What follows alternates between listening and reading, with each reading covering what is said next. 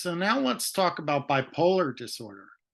When we talked about unipolar disorder, you have a depressive episode exclusively. And in order to have unipolar depression, you cannot have any history of a manic episode. And that's the difference. When we talk about bipolar disorder, if you have a history of a manic episode, the appropriate diagnosis is bipolar disorder. But what is a manic episode? Well, a manic episode has all of the same five features as a depressive episode. So we can look on an emotional level, motivational level, behavioral, cognitive, and physical level. So on an emotional level, a person has more heightened, powerful, strong emotions that they need to seek an outlet for. When it comes to motivation, there's an increased drive, a need for excitement, involvement, companionship, and so forth. When it comes to behavior, people move more rapidly, they speak more rapidly, they talk louder than the norm for themselves. When it comes to cognitive decision making or cognitive symptoms, we have the prefrontal cortex again. We have decreased judgment, decision making, and planning. So the executive functioning deteriorates. And from a physical point of view, there's high energy, decreased need for sleep. So these, if we were to put the manic symptoms and the depressive symptoms side by side, you would see they're the opposite extremes. So bipolar disorder, bi means two, polar means extremes. So the person fluctuates between two extremes, periods of mania and periods of depression. So it's like peaks and valleys, or like a roller coaster ride. And that's important. Now, if a person had a depressive episode followed by a manic episode, we would know clearly that that is a bipolar disorder.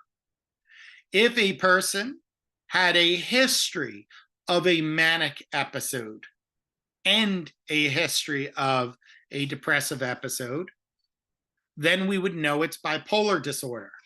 But my question is, what if you only have a single manic episode, and that is all the history you have on a person? What is the diagnosis? The answer is bipolar disorder. Remember, anytime you have a manic episode, it is going to be classified as bipolar disorder. Now, I said to you the difference between a manic episode and hypomanic episode primarily is time, but number of symptoms as well. A manic episode is going to last 7 days or longer. A hypomanic episode is 4 to 6 days, right?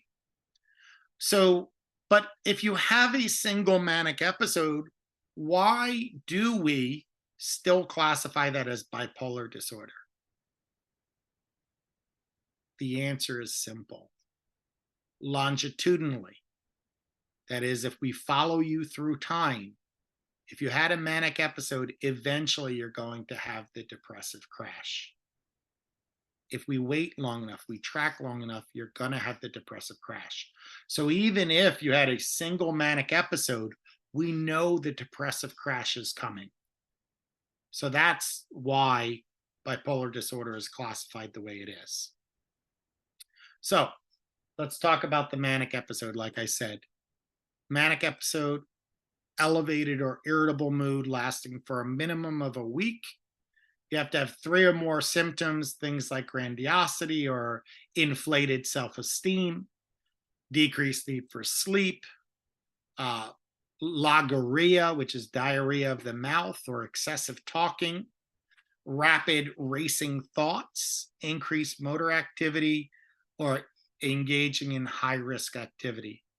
And I will tell you that common high risk activity is hypersexuality. A person in the midst of a manic episode might download an app and just engage in a bunch of random hookups or one night stands.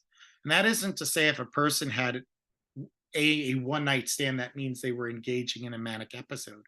But if they had a manic episode and they were just next person, next person, next person, and they're rotating through, that hypersexuality is an indication of a manic episode at times.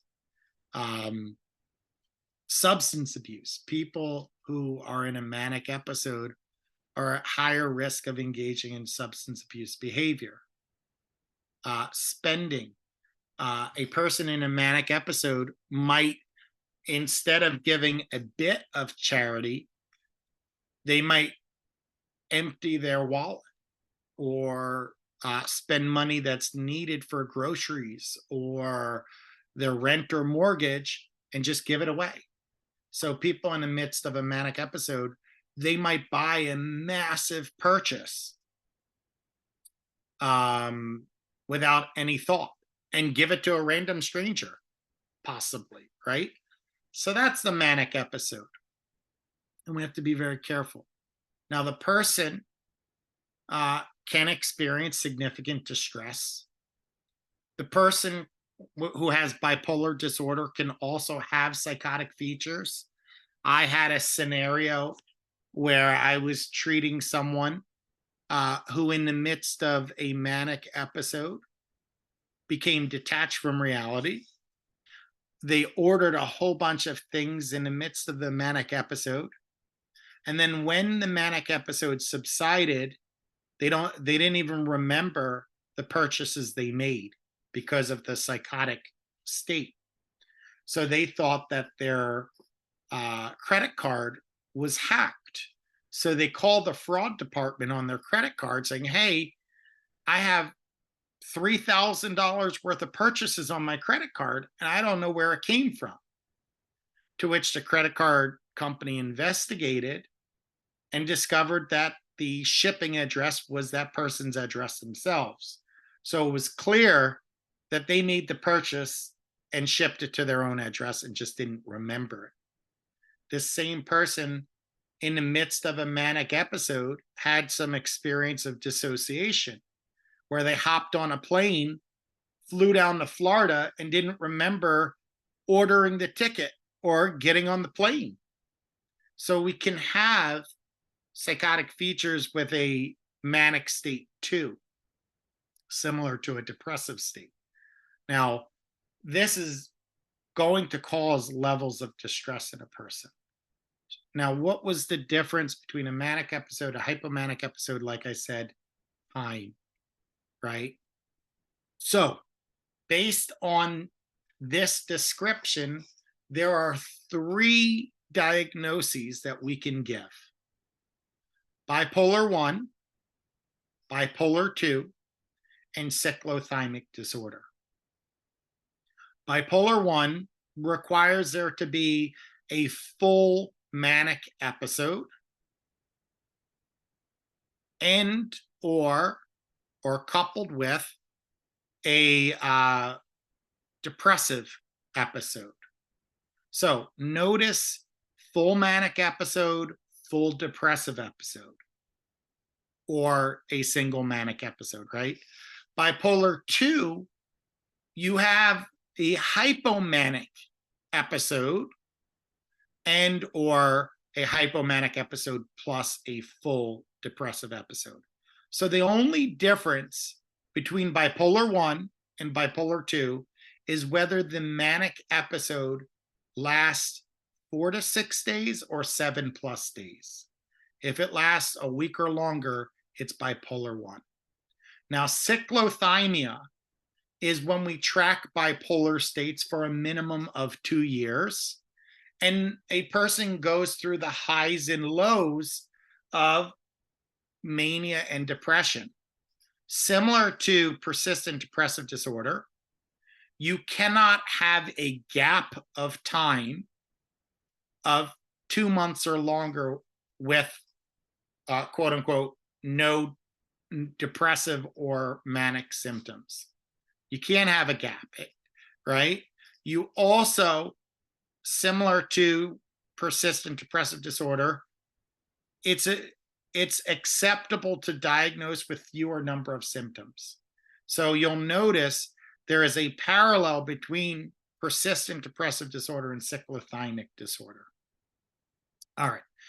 Can you have um, bipolar 1 or bipolar 2 morph out of cyclothymia? Yeah, because if you do have more symptoms and the manic episode lasts for a longer period of time, you can then ultimately have a bipolar diagnosis.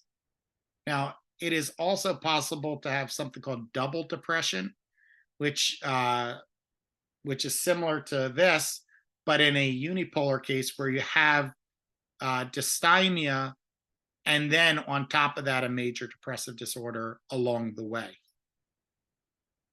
So we talked about the features. So this slide is just a summary slide of a single manic episode, bipolar 1, bipolar 2. From a diagnosis point of view, bipolar, if you had a single manic episode, you're going to be diagnosed with bipolar 1. Clear? All right. So what's the epidemiology? The epidemiology in a given year is about 1 to about 2.5 or 2.6%. And across the lifespan, it is 4%. So 1 in 25 people. Now, bipolar 1 tends to be more common than bipolar 2. That's very important to note because that means that if a person has a manic episode, it's more common to have a full manic episode, not a hypomanic episode. There are no gender or ethnic differences in bipolar disorder, and the range of diagnosis, the typical age, goes all the way from adolescence through middle adulthood, which is a broader range of age than unipolar depression. When we look at cyclothymia, we have 0.4% incidence rate. Once again, no gender ethnic differences, and adolescence to early adulthood, slightly more truncated than bipolar disorder. So what causes bipolar disorder? Well, if we're going to go through the same models, we have to look at neurotransmitters, right? So we talked about serotonin and norepinephrine as being linked to unipolar depression. Well, guess what? Same thing here. And there is a theory called a permissive theory about mood disorders. So if you have low serotonin and that causes low norepinephrine, you get depression like we discussed in the previous video. If you have low serotonin and that causes high norepinephrine, that causes the manic states. So notice the only difference is whether or not you have high or low norepinephrine. But what is the first neurotransmitter triggered? In both cases, serotonin. So that kind of opens the door for the change in norepinephrine activity. We also have some ion activity, or we see there's some kind of improper transport of ions into the cell or through the cell that might cause either the neuron to become hyperpolarized or depolarized. Fancy way of saying firing more readily or resist firing. And there's some research to that. From a neuroanatomy or brain structure point of view, well, we have a similar structures as with unipolar depression, but in addition, we also see changes in the basal ganglia and cerebellum. Now, the role that these two structures play in addition to the other structures is unclear, What they do have in common, though, if you're looking for a parallel, is the basal ganglia and cerebellum are involved in movement. So perhaps the hyperactivity linked to a manic state, this is my speculation, could be linked to the basal ganglia or cerebellum. From genetic point of view, we see identical twins, 40% likelihood, so significant increase. Fraternal twins and siblings, 5 to 10%. General population, 1%. So clearly, bipolar disorder runs in families. So based on our twin studies or sibling studies, this is the case. We also know that first degree relatives, that's parents who have bipolar disorder or grandparents that have bipolar disorder, also increase the probability of children and grandchildren having bipolar disorder. So that's the genetic piece. And that is our lecture. So I'm going to stop there. And in our next lecture, we're going to talk about treatments for these conditions.